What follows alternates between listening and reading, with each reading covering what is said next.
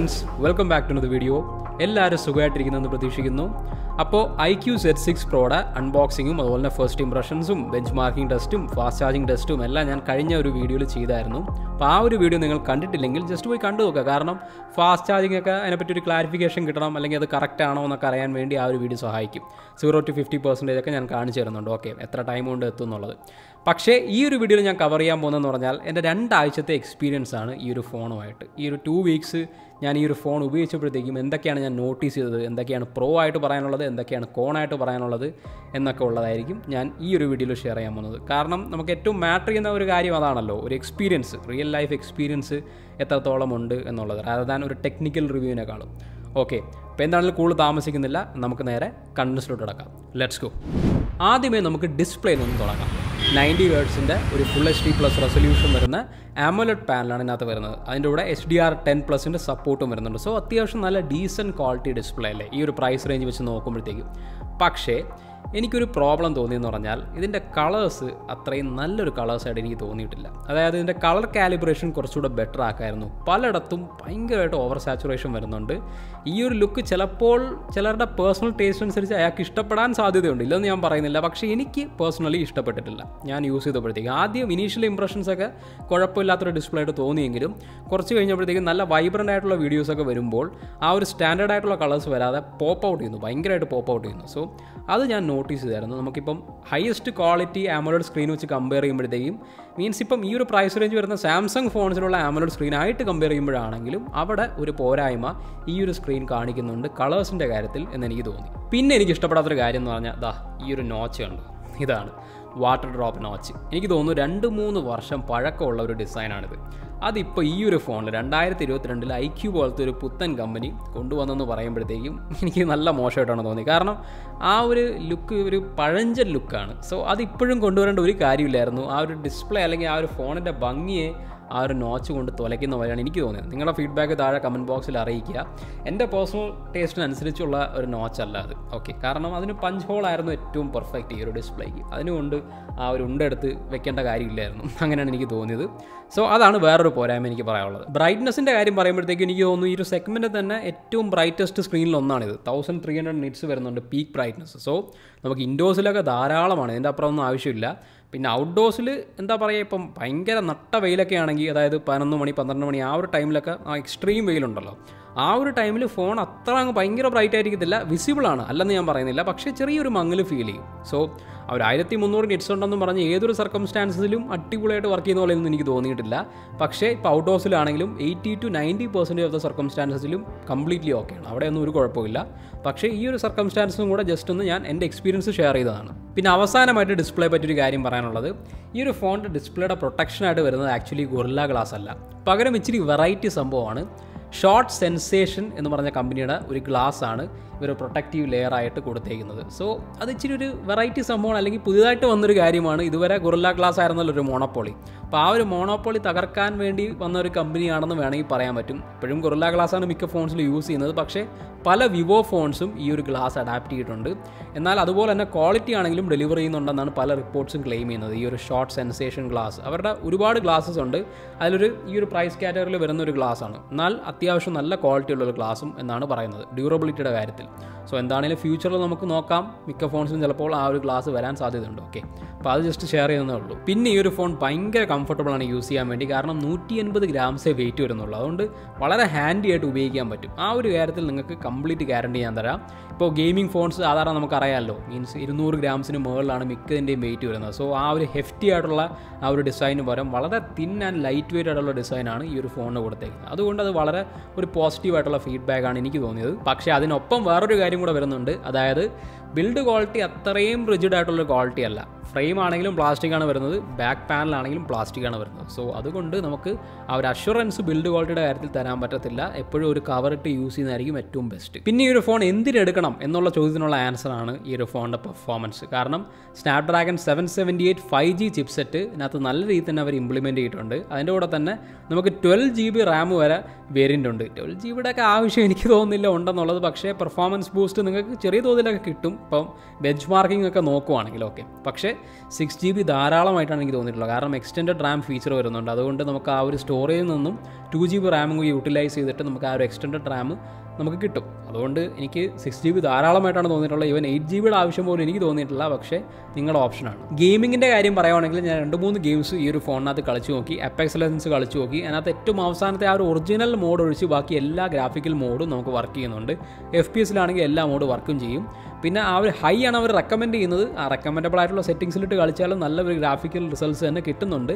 പിന്നെ ഞാൻ വലിയൊരു വേർഡിക്റ്റ് പറയുന്നില്ല. കാരണം ഞാൻ അത്രയും വലിയ ഹാർഡ് കോർ ആയിട്ടുള്ളൊരു സ്മാർട്ട് ഫോൺ ഗെയിമറല്ല. സോ ആ ഒരു FPS മീറ്ററൊക്കെ വെച്ച് കറക്റ്റ്ലി അനലൈസ് ചെയ്താൽ മാത്രമേ എത്രത്തോളം പെർഫോമൻസ് ഒക്കെ കിട്ടുന്നുണ്ടെന്ന് നമുക്ക് മനസ്സിലാക്കാൻ പറ്റുള്ളൂ. എൻ്റെ ഒരു എക്സ്പെക്റ്റേഷൻസിൽ വെച്ച് വളരെ നല്ല രീതിയിൽ തന്നെ ഈ ഒരു ഫോൺ മീറ്റ് ചെയ്തിട്ടുണ്ട്. എനിക്ക് അടിപൊളിയായിട്ടാണ് തോന്നിയിട്ടുള്ളത്.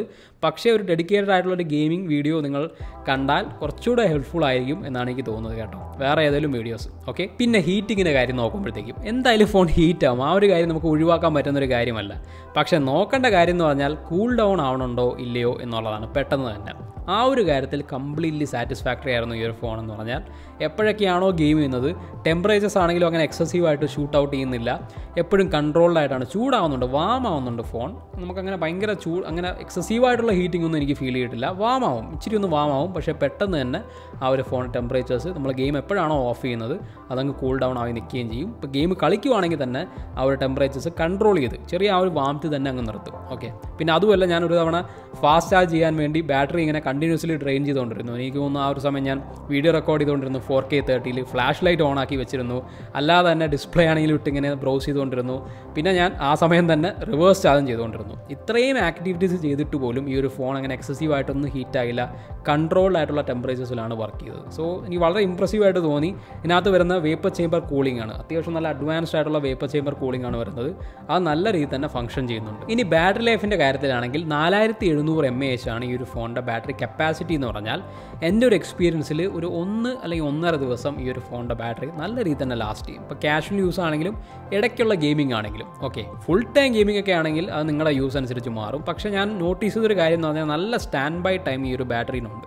ഓക്കെ. അപ്പോൾ ആ ഒരു കാര്യത്തിലും എനിക്ക് പ്രോബ്ലം തോന്നിയിട്ടില്ല. നമ്മൾ ഫോൺ ഉപയോഗിക്കാതെ വെക്കുമ്പോൾ ചുമ്മാ അങ്ങ് ഡ്രെയിനായി പോകത്തില്ല.